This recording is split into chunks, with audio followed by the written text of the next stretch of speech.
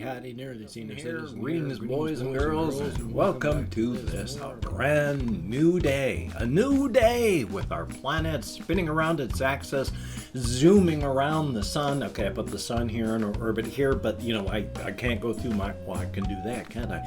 I can't go through my arm, but still. And the sun is zooming around the center of the axis of the galaxy, and the galaxy itself is moving, and it's all a big dance. Thumbs up for that. Anyway, though, good morning and welcome. Hopefully you are doing well. For the Shelton, Washington weather report last night when I went out walkies, it was sort of raining when I started off, and then of course second half of my walk I just had to carry my umbrella as a dead weight. Thumbs up. Now it is light outside. It is 7:13 and it is bright because we're moving into spring and summer. There's still a busload of snow sitting out there. So much fell that even though the temperature has been warm and it's been raining constantly, there's a busload of snow. Now, I did go out walkies last night, and because one night without walkies, I just don't feel good. I don't like it. So I did go out walkies. Oh, E.T., look. Sorry about that. So I did go out walkies, and the snow was... well, wherever it had been and not moved off, it was still there largely. I walked on the roads because walking on the ice and snow on the sidewalks would have been either slopped through it down into the wet slush underneath, or trying to make sure I'm up and sliding off of the compressed snow and then falling into the slush. So no. I just walked on the road. Couldn't take my normal route because I like to take a normal path that goes up higher and then it goes down on a sidewalk down a very busy road. Sidewalks covered, I would have had to walk on the road itself, which would have meant I would have been dead. So didn't do that. Walked another path, still took over an hour and some. So even though I didn't go the path I wanted, I went part way, then came back, and then went out. So, hey... yeah. But it was wet and sloppy and rainy, and then it wasn't, and then it was just heavy, and yay. And right now, as stated, it's bright outside. It's not raining at the moment, I think.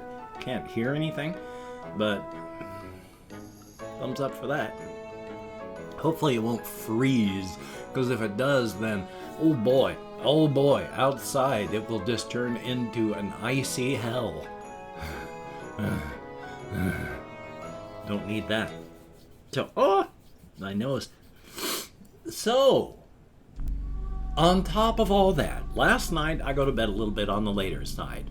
I've been having depressive problems, and hopefully I'll come back to that, but I went to bed a little bit on the later side. Even though it is winter, and there is snow outside, and I have my window open, and I sleep with my bedroom door open so that there's a cross breeze. And I have my fan on high, blowing right on me. And I only use a sheet with just a folded fleecy blanket going over like this part of my body. But my lower hand here is down at the bottom of my rib cage. I still overheated last night. I could either be just in a sheet and freeze and not be able to sleep, or in a sheet with a little bit of a blanket on top of me, and then I overheat. There's no comfortable zone. I'm too hot or I'm too cold. There's the sliver of comfort is a razor thin slice. It's either A or B. So because I had that little bit of a blanket over part of my upper body, I was too hot and I woke up because my legs were starting to cramp. Had to just take everything off for a little while and then just the sheet. And then of course I was awake because I was too cold. So yeah, it's been great. And as I stated with the depressive stuff, I got to talk with my therapist about this because I have had so many changes in my body over the past, ever since I turned 50. Even before that, when my wife was still alive, I went from being either too hot or too cold just by existing. And I could be too cold reach over to turn off my fan, and before I turn off the fan, I would suddenly get too hot and start sweating. And so I would park myself in front of the fan that I was just about to turn off, and then I would just go from snap, from just sweating and dying to now I'm freezing. And as I mentioned with the changes, I used to be a night owl, where I would be dragging all day because I wanted to stay awake for my wife and such. And then the sun would go down, and even though I had just been dragging and so tired all day, suddenly I was just awake and I couldn't go to sleep if I wanted to. Well, now that's changed. I'm awake during the day and I fall asleep at night. Well, I get tired at night. Now, for a time during the holidays and leading up to it, I was going to bed at 8 o'clock at night and staying in bed until about 5 in the morning and being able to sleep. Not anymore. Now if I go to bed at 8 o'clock, I'm going to be up at midnight again. So I have to go to bed at 10 or 11 and I wake up at 3 or 4. So I'm back to not sleeping and not getting much sleep and not liking it. My depression has, unfortunately, as I said, gotten worse. And the odd thing is, and this is where I was also talking about the changes, I've never really liked the holidays. Then I got married, and my wife loved Christmas and the holiday times. And I was like, okay with it. And then she died, and then holidays were bad. This last year was like a culmination of what's been happening slowly. As I have been recovering from my grief and mourning, I actually looked forward to and liked the holiday season. Now, I had a major depressive episode not that long ago. And I've been able to figure out it's because, on a mental trigger, I have a lot of biochemical triggers too, but on a mental trigger, it's because the holidays were over. And now that depresses me. So many just abrupt night and day changes where I used to be this way. Now, no, it's completely different. It's the opposite. So not doing well. And I've always done better in summer depression-wise and worse in winter depression-wise, and now that's turning around again, and the pandemic, the whole situation in the United States with the GOP, not good. And if you're wondering what the heck I'm talking about, of course, it's like where the GOP comes out and says, oh yes, Trump is guilty of all this stuff. And then comes the vote and they say, oh no, he's not guilty. And then the very moment that they're done, they come out and they say, well, yes, he was guilty of all these things. So, yeah, great. So, we have a political party that's out of control in the United States, and there's a global pandemic, and I watched a video about our next pandemic. Because pandemics have been getting worse ever since 1980. And oh boy, I found out, watching this one video and taking a look at the maps that they've shown, we have covered up, transformed, and destroyed like 70 to 80% of the available wildlife areas that we can spread into on the globe. There is no wilderness left. Everything that we can, we have. There is so little wilderness left, it's ridiculous. And it's not that the animals are coming into our areas. We have spread into their areas. And the problem is, of course, is we're finding out in the United States that we push out the creatures that stop pandemics, leaving the ones that start them. There's one situation in the US where there's a white-footed mouse. It carries something awful.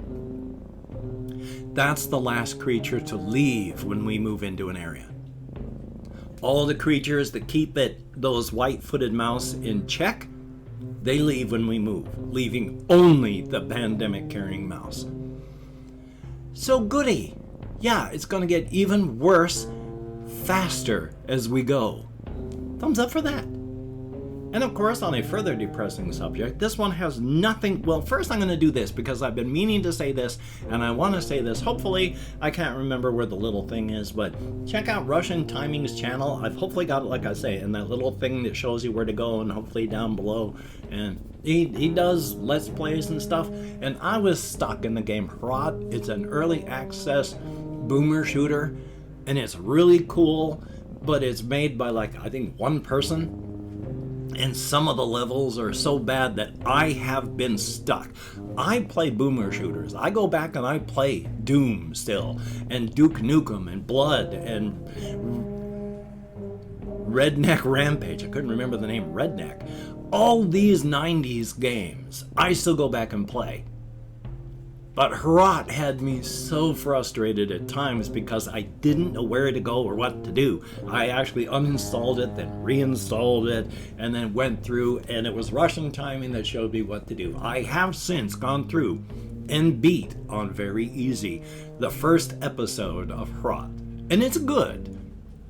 So you should pick it up, but go check out his channel. Like I say, he has issues, as do we all, and it's hard for him to record as often as he would like, but the stuff he does is good, so check it out. Definitely a thumbs up. Now though, I watched another video this morning about a movie called Ariana that is depressing and horrible, and you should see it.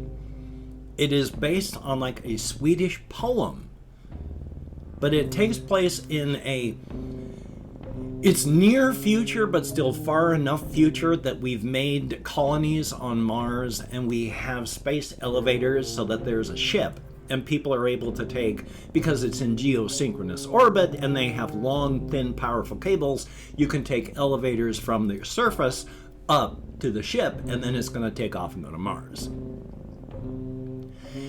It has a bit of a not doing Akina because the thing dies later, but because it's near future stuff, there's an AI in it. And the AI runs like a VR thing. When people get stressed, they go into this thing. It puts them into a VR area with no thing set up. You just lie down and you basically dream. And it runs the stuff through your head. Something horrible happens. Very bad, and people, to deal with the stress, are using this thing more and more, and it starts to fail, and it gets so bad with the people and so bad with the AI that the AI kills itself because it can't handle trying to help all these people.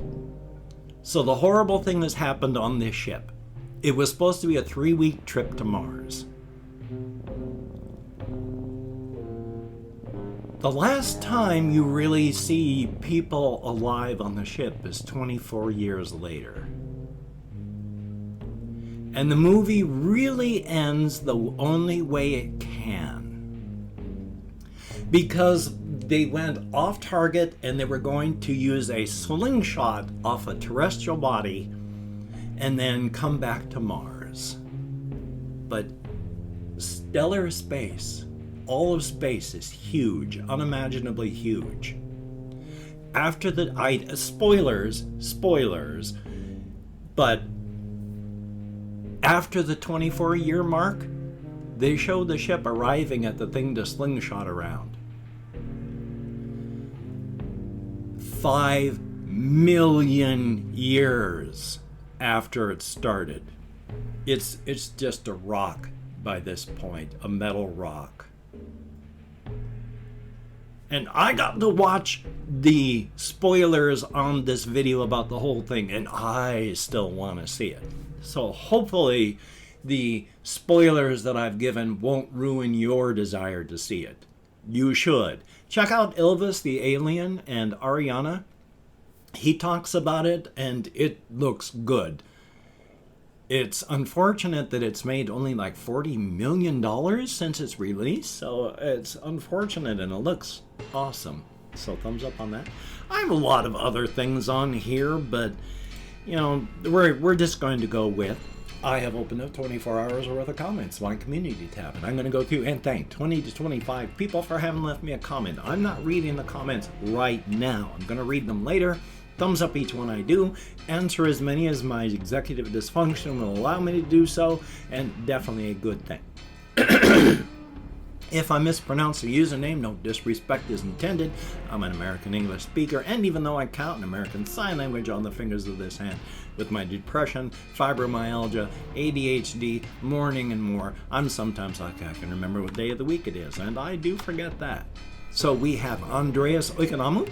Thank you very, very much. I can only hope that I get your name correctly. Medley Chaos, greatly appreciated. Jarpy, thumbs up. And we have Alexander Altschuler, thumbs up. Russian Timing, good to see you in the comments, my friend. Confused Owl 29, good to see you as well. Frenzio Gio, thumbs up and thank you. Roberto de Aguiar, I'm nowhere close, but thank you very, very much. Jason Ringo, thumbs up. Pink Wave Gamer, greatly appreciated. Christopher Thomas, thumbs up. Psycho Cake, I like the name. Doo Launches, thumbs up. Zer, greatly appreciated. John Sinoi Mary, I sure hope I'm close. Excuse me. Belch. Charan Chandran, thumbs up. And Carl Wheat, thumbs up. Mort Schubert, how about that? We have Sebastian Ferris, greatly appreciated. There is Ricky Bettini with the daily reminder to live every day to its fullest. Ice Damon, greatly appreciated. Colin Reisenauer, thumbs up. That Streamer, greatly appreciated. And that's it. 23 comments, or commenters, itchy nose, in the past 24 hours, greatly appreciated. Each and every one of you. You get me out of my head, into the world, dealing with real people. Greatly, greatly appreciated. A definite thumbs up on that.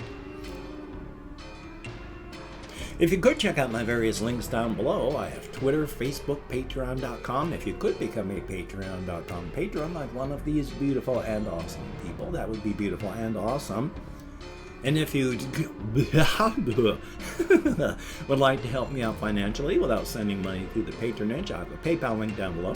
And if you'd like to help me out without sending money, I have an Amazon wishlist link as well, with things like cat food, hamster bedding, silly things, not silly things. I desperately need money for cat food. I have like $2 to last me till the 3rd of next month. And I have no food and no way to get money, and my cat needs food. If you could help out, that would be very, very cool. Greatly, greatly appreciated. Now, do not feel obligated. I do not feel entitled. And if you cannot donate or you simply do not donate, I take all good wishes and I deposit them in the bank of my heart where I draw interest. So thank you very much. And if you could toss me a like, I appreciate all the positive validation I get for my existence, a definite thumbs up. And if you could hit the notification bell on the subscription button, that would be very, very cool. Greatly appreciated. Thank you so very, very much. And of course, the Horsehead of Encouragement is here to provide you with as much encouragement as you need. It has nothing but love for any and every person, and it has nothing but good wishes for all of us. The Horsehead of Encouragement is a wonderful and beautiful thing. A very good thing.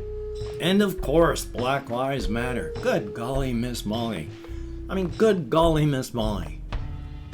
Try to stay safe and creative during these hard times. Hokey smokes. And of course, trans rights are human rights. That's not anywhere written here, but it's true. So, I've got this video here. I've got a video I need to edit and render and then upload. I got phone calls I need to make. Hopefully my executive dysfunction will allow me to do so. That would be good, especially the way my mental status is crumbling right now. Oh, it's gotten harder and harder to do things again. So, if you have to go out, please wear a mask, wash your hands, try not to touch your face, maintain your social distancing. If you don't have to go out, please don't. And you take care. Have a great day today. I will see you on the flip side, my friend, and that is a very good thing.